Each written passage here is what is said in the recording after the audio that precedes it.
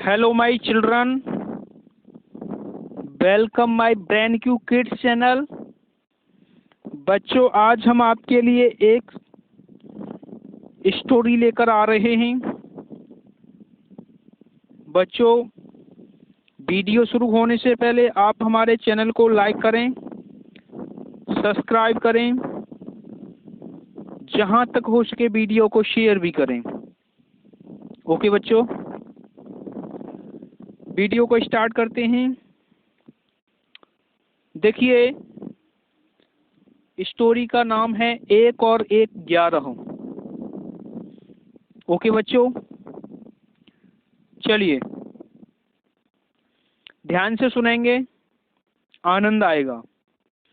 एक बार की बात है कि बनगिरी के घने जंगल में एक उन्मुक्त हाथी ने भारी उत्पात मचा रखा था।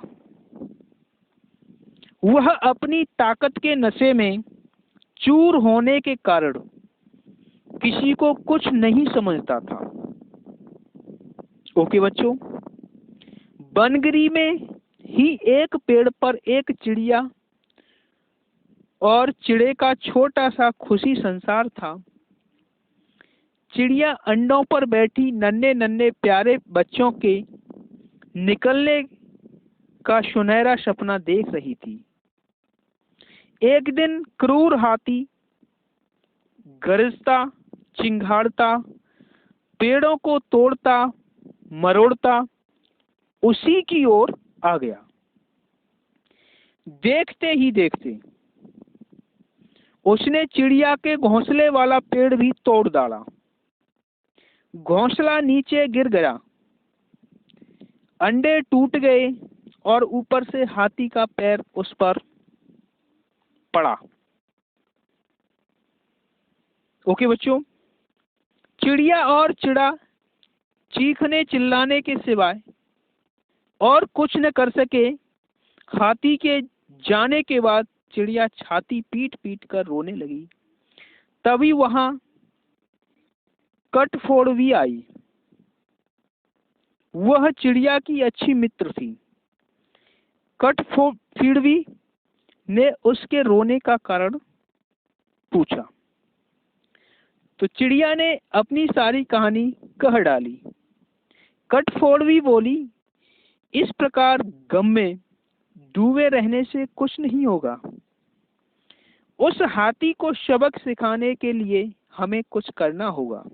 ओके बच्चों, चिड़िया ने निराशा दिखाई और कहा, हमें छोटे मोटे जीव उस बलशाली हाथी से कैसे टक्कर ले सकते।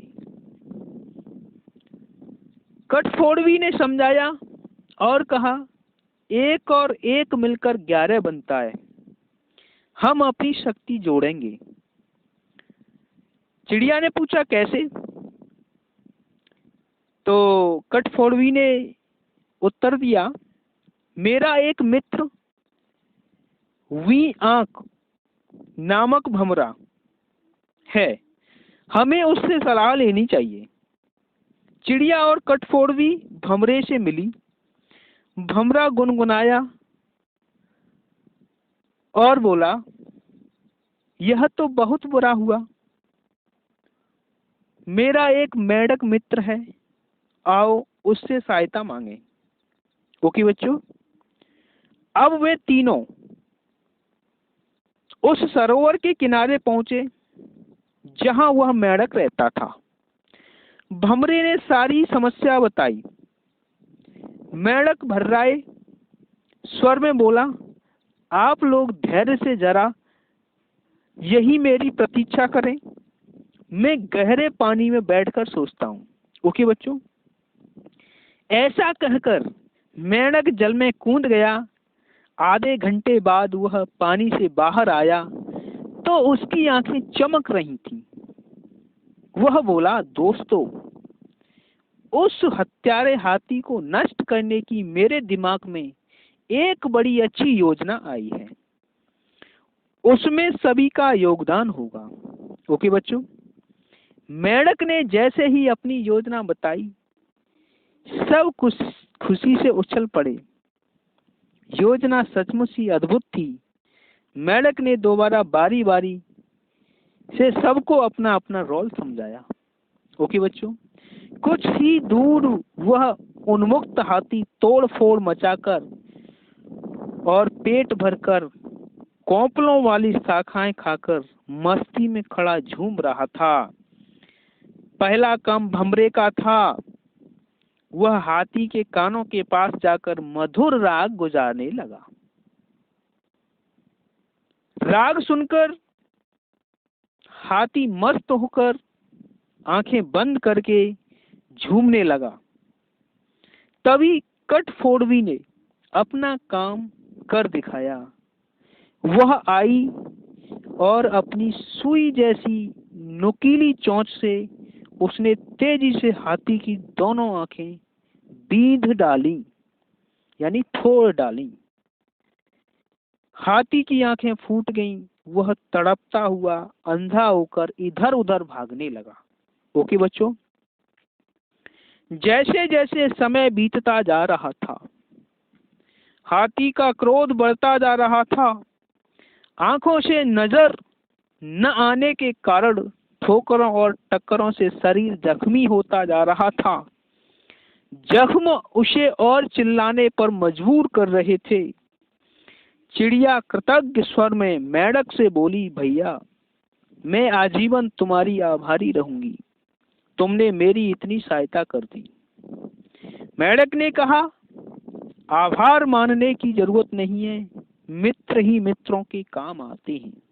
ओके बच्चों, एक तो आंखों में जलन, ऊपर से चिल्लाते चिंघाड़ते हाथी का गला सूख गया। उसे तेज प्यास लगने लगी। अब उसे एक ही चीज की तलाश थी, वो था पानी। मेंढक ने अपने बहुत से बांधवों को इकट्ठा किया और उन्हें ले जाकर दूर बहुत बड़े गड्ढे के किनारे बैठकर टर्राने के लिए कहा। सारे मेंढक टर्राने लगे। मेंढक की आवाज टर्राहट सुनकर हाथी के कान खड़े हो गए। वह यह जानता था कि मेंढक जल स्रोत के निकट ही वास करते हैं। वह उसी दिशा में चल पड़ा। टर्राहट और तेज होती जा रही थी। प्यासा हाथी और तेज भागने लगा। ओके बच्चों, जैसे ही हाथी गड्ढे के निकट पहुंचा, मेंढकों ने पूरी जोर लगाकर टर्राना शुरू किया। हाथी आगे बढ़ा और विशाल पत्थर की तरह गड्ढे में गिर पड़ा, जहां उसके प्राण पखेरु उड़ते देर न लगे। इस प्रकार उस अहंकार में डूबे हाथी का अंत हो गया। ओके बच्चों, तो बच्चों, कहानी से हमें सीख मिलती है कि एकता में बल होता है, यानी शक्ति होती है। ओके, और दूसरी सीख मिलती है कि अहंकारी का देर से हो पर अंत जरूर होता है। ओके बच्चों, थैंक यू।